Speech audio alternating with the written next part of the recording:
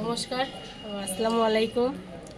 আজকে আমরা দিনহাটায় আমাদের যে ফাইটার অ্যাসোসিয়েশন থেকে দিনহাটা আমাদের যে মন্ত্রী আছে উদয়ন গুহ মহাশয়, তার বাসভবনে আমরা এসেছি এবং আমাদের দাবিগুলো তার সামনে আমরা তুলে ধরা হয়েছে এবং তিনি আমাদের আশ্বাস করেছেন যে উনি এরপরে আমাদের যে মন্ত্রী আছে জাভেদ খান মহাশয় তার সঙ্গে আলোচনা করবেন এবং আমাদের আগামী দিনের কাজগুলো সুনিশ্চিত করার আমাদের আশ্বাস দিয়েছেন।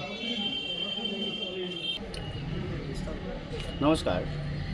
ওয়েস্ট বেঙ্গল ডিজাস্টার ম্যানেজমেন্টের পক্ষ থেকে অর্থাৎ আমাদের যে ফাইটার অ্যাসোসিয়েশন রয়েছে সারা রাজ্যব্যাপী, সেই ফাইটার অ্যাসোসিয়েশন আজকে সংগঠন একত্রিত হয়ে আমাদের উত্তরবঙ্গের উন্নয়ন মন্ত্রী সম্মানীয় উদয়ন গুহ মহাশয়ের সঙ্গে আমরা সাক্ষাৎ করলাম।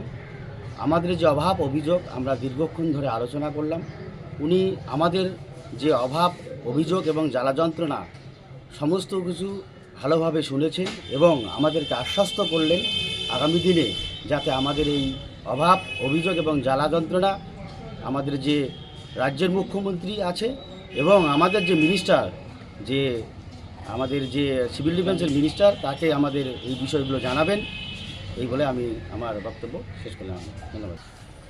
নমস্কার, আমি West Bengal disaster management and civil defence fighters অ্যাসোসিয়েশনের পক্ষ থেকে স্বপন কুমার রায়, কোচবিহার জেলা থেকে আজ আমরা রাজ্যের প্রতিটি জেলার দু একজন করে প্রতিনিধি আমাদের দিনহাটার যে মন্ত্রী রয়েছেন উত্তরবঙ্গ উন্নয়ন মন্ত্রী সম্মানীয় উদয়ন গুহ মহাশয়, তার বাসভবনে আমরা আমাদের কিছু দাবি দফা নিয়ে সেখানে বসেছি।